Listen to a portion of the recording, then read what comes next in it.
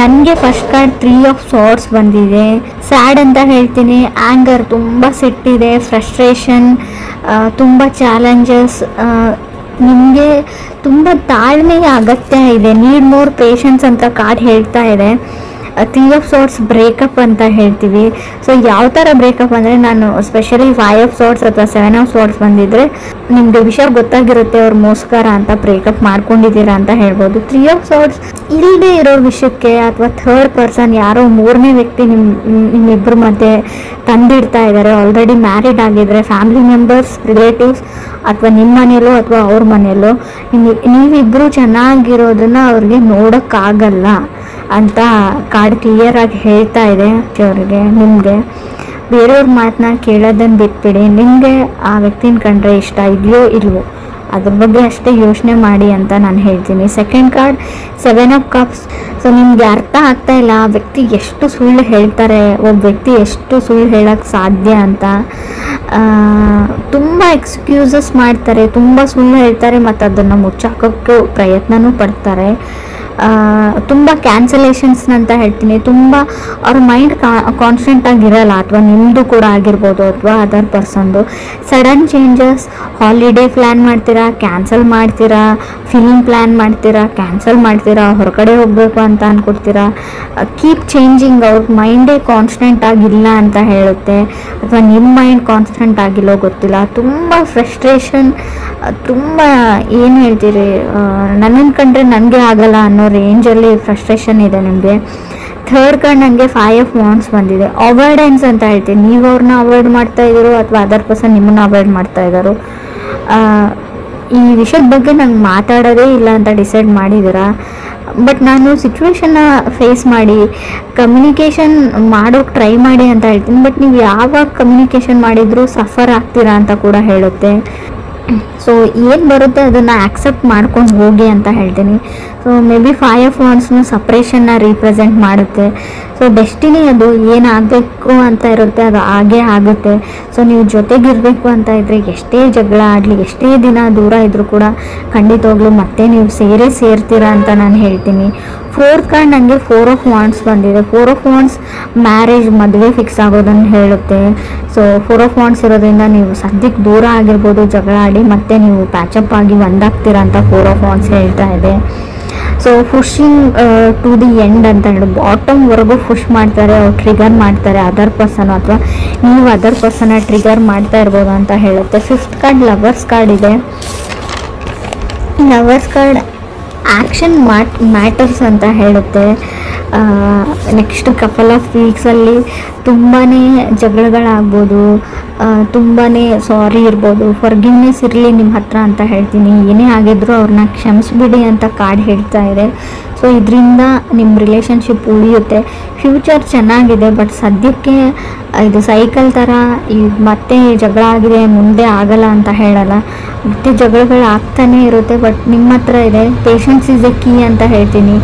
ಎಷ್ಟು ನಿಮ್ಮ ಹತ್ರ ತಾಳ್ಮೆ ಇರುತ್ತೆ ಅಷ್ಟು ವರ್ಕ್ ಆಗುತ್ತೆ ಅಂತ ನಾನು ಹೇಳ್ಬೋದು. 6th ಕಾರ್ಡ್ ಸ್ಟಾರ್ ಕಾರ್ಡ್ ಬಂದಿದೆ. ಸಫರಿಂಗ್ ಮ್ಯಾರೇಜ್ ಅಂತ ಹೇಳುತ್ತೆ ಆ್ಯಂಡ್ ರಿಲೇಷನ್ಶಿಪ್ ಅಂತ ಕೂಡ ಹೇಳ್ತೀನಿ. ಸೊ ಮೇ ಬಿ ನೀವು ಆಲ್ರೆಡಿ ಮದುವೆ ಆಗಿರ್ಬೋದು, ಮದುವೆ ಆಗಿಡ್ದು ನಿಮಗೆ ಬರೀ ಸಫರಿಂಗ್ ಇರ್ಬೋದು, ಬರೀ ಈ ಮದುವೆಯಿಂದ ಬರೀ ನೀವು ತುಂಬ ಅಂದರೆ ತುಂಬ ಮಾನಸಿಕ ಅಶಾಂತಿನ ಅನುಭವಿಸಿರ್ಬೋದು. ಸೊ ಅದು ಡೆಸ್ಟಿನಿಯಲ್ಲಿದೆ, meant to have a fight ಅಂತ. ಸೊ ಅದನ್ನು ನೀವು ಚೇಂಜ್ ಮಾಡೋಕ್ಕಾಗಲ್ಲ. ಇವ್ರನ್ನೇ ಅಲ್ಲ, ಬೇರೆ ಯಾರನ್ನು ಕೂಡ ನೀವು ಮದುವೆ ಆಗಿದ್ರು ಡೆಸ್ಟಿನಿನ ಬದಲಾಯಿಸೋಕ್ಕಾಗಲ್ಲ. ಹಣೆ ಬರ ಅಂತ ಹೇಳ್ತೀವಿ ನಾವು, ಅದನ್ನು ನೀವು ತೆಗ್ದಾಕೋಕ್ಕಾಗಲ್ಲ. 7th ಕಾರ್ಡ್ 10 ಆಫ್ ವಾಂಡ್ಸ್ ಬಂದಿದೆ. ಅನ್ಲೋಡ್ ದಿ ಬ್ಯಾಗೇಜ್ ಅಂತ ಹೇಳ್ತೀವಿ, ಲ್ಯಾಪ್ಸ್ ಆಫ್ ಜಡ್ಜ್ಮೆಂಟ್ ಅಂತ ಹೇಳ್ತೀವಿ, ಪ್ಲ್ಯಾನ್ ಅಂತ ಹೇಳ್ಬೋದು. ನೀವು ಅದರ್ ಪೀಪಲ್ನ ಸಡನ್ನಾಗಿ ಜಡ್ಜ್ ಮಾಡೋದನ್ನು ಬಿಡಿ ಅಂತ ಹೇಳ್ತಾ ಇದೆ ಕಾರ್ಡು. ಸೊ ನೀವು ತುಂಬ ಬೇಗ ಬೇರೆಯವ್ರ ಬಗ್ಗೆ ನೆಗೆಟಿವ್ ಆಗಿ ಯೋಚನೆ ಮಾಡ್ತಾ ಇರ್ಬೋದು, ನೀವು ಅಥವಾ ಅದರ್ ಪರ್ಸನ್ನು. So maybe other person last ಮಿನಿಟಲ್ಲಿ ಅವ್ರ ಮೈಂಡ್ನ ಚೇಂಜ್ ಮಾಡ್ಕೊಳ್ತಾರೆ, ಸಡನ್ನಾಗಿ ಅವ್ರ ಡಿಸಿಷನ್ನ ಚೇಂಜ್ ಮಾಡ್ಕೊಂಡ್ಬಿಡ್ತಾರೆ ಅಂತ ಕಾರ್ಡ್ ಹೇಳುತ್ತೆ, ಅಥವಾ ನೀವು ಮಾಡ್ಕೋಬೋದು. 8th ಕಾರ್ಡ್ ಹರ್ಮೆಟ್ ಕಾರ್ಡ್ ಬಂದಿದೆ. ಟೈಮ್ ಔಟ್ ಅಂತ ಅನ್ನಿಸ್ತಾ ಇರ್ಬೋದು ನಿಮಗೆ, ಇನ್ನು ಸಾಕಪ್ಪ ಸಾಕು, ಇದರಿಂದ ಹೊರಗಡೆ ಹೋದ್ರಾಯ್ತು ಅಂತ ಕೂಡ ಅನಿಸ್ಬೋದು. ಬಟ್ ತಾಳ್ಮೆ ಇರಲಿ ಅಂತಲೇ ಕಾರ್ಡ್ ಹೇಳ್ತಾ ಇರೋದು. ನೀವು ಕನೆಕ್ಟ್ ಆಗಿರೋ ವ್ಯಕ್ತಿ ಏನು ತುಂಬ ಕೆಟ್ಟ ವ್ಯಕ್ತಿ ಅಲ್ಲ, ಅವ್ರು ತುಂಬ ಒಳ್ಳೆಯವರು.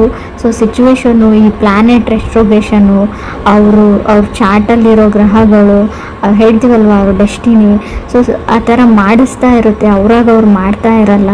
ಬಟ್ ಕೆಲವ್ರಿಗೆ ನಿಮ್ಮನ್ನು ಸಹಿಸ್ಕೊಳ್ಳೋಕ್ಕಾಗಲ್ಲ. ಸ್ವಲ್ಪ ದೃಷ್ಟಿ ದೋಷ ಅಂತ ಹೇಳ್ತೀವಿ, ಆದಷ್ಟು ಅದನ್ನು ನಿವಾರಣೆ ಮಾಡ್ಕೊಳ್ಳಿ ಅಂತ ಹೇಳ್ಬೋದು. ಹರ್ಮೆಟ್ card, soul searching.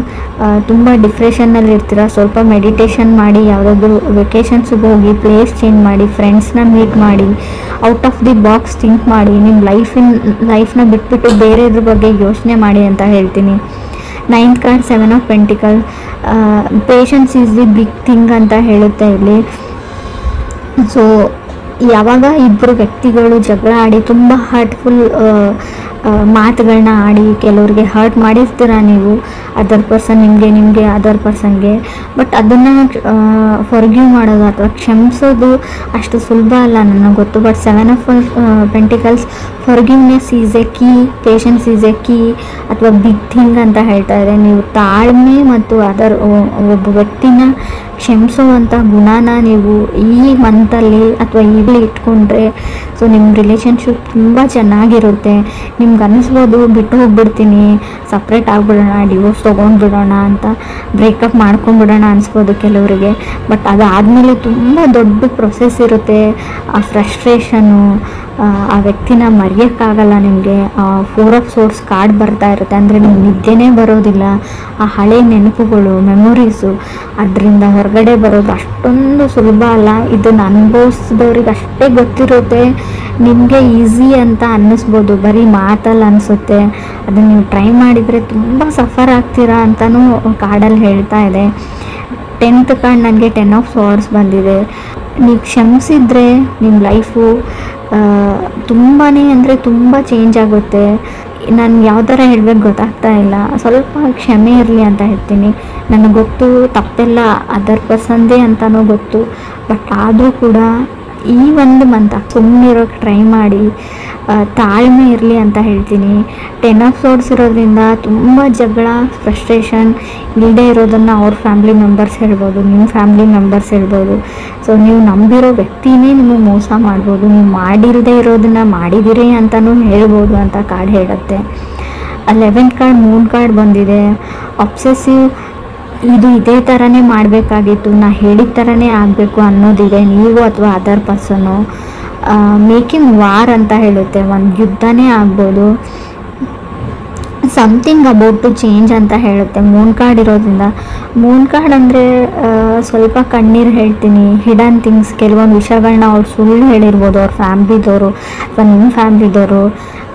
ಇವರ್ in the waiting zone ಅಂತ ಕೂಡ ಕಾರ್ಡ್ ಹೇಳ್ತಾ ಇದೆ. ಯಾವುದಕ್ಕೂ ವೇಟ್ ಮಾಡ್ತಾ ಇರ್ಬೋದು ಕೆಲವ್ರದ್ದು. ಸೊ ರೀಡಿಂಗ್ ಅಂದರೆ ಕೆಲವ್ರಿಗೆ ನಾನು ಸಫರಿಂಗ್ ಆಫ್ ಮ್ಯಾರೇಜ್ ಹೇಳ್ತೀನಿ. ಸ್ವಲ್ಪ ಕೇರ್ಫುಲ್ ಆಗಿರಿ. ನಿಮಗೆ ಕೆಲವೊಂದು ಆಪ್ಷನ್ಸ್ ಬರುತ್ತೆ, ರಿಲೇಟಿವ್ ಕಡೆಯಿಂದ ಆಗಿರ್ಬೋದು, ಪ್ರಪೋಸಲ್ ಬರುತ್ತೆ.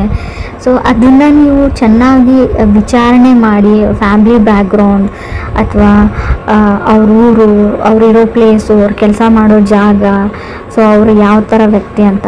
ಸೊ ತುಂಬ ಬೇಗ ಹಳ್ಳಕ್ಕೆ ಬೀಳುವಂಥ ಚಾನ್ಸಸ್ ಇದೆ. ಸೊ ಮೂನ್ ಕಾರ್ಡ್ ಇರೋದ್ರಿಂದ ನಿಮ್ಗೆ ಯಾರಾದರೂ ಇಲ್ಲದೆ ಇರೋದನ್ನು ತೋರಿಸ್ಬಿಟ್ಟು ಇದು ನಮ್ಮದೇ ಅಂತ ಹೇಳಿಬಿಟ್ಟು ಮದುವೆ ಆಗುವಂಥ ಚಾನ್ಸಸ್ ಇದೆ.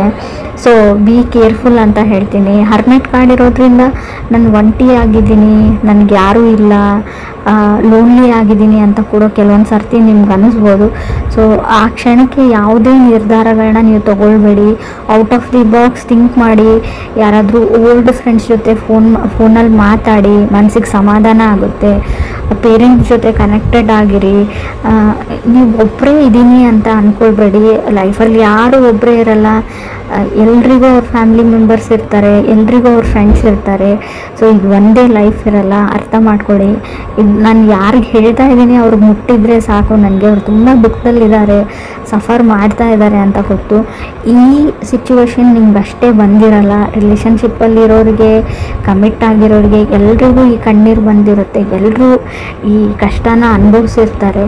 ಇದನ್ನು ಉಳಿಸ್ಕೊಳ್ಳೋದು ಅಥವಾ ಕೆಡಿಸ್ಕೊಳ್ಳೋದು ಅಂತ ಹೇಳ್ತೀನಿ ನಿಮ್ಮ ಕೈಯಲ್ಲೇ ಇದೆ. ಪೇಷನ್ಸ್ ಇರಲಿ, ತಾಳ್ಮೆ ಇರಲಿ.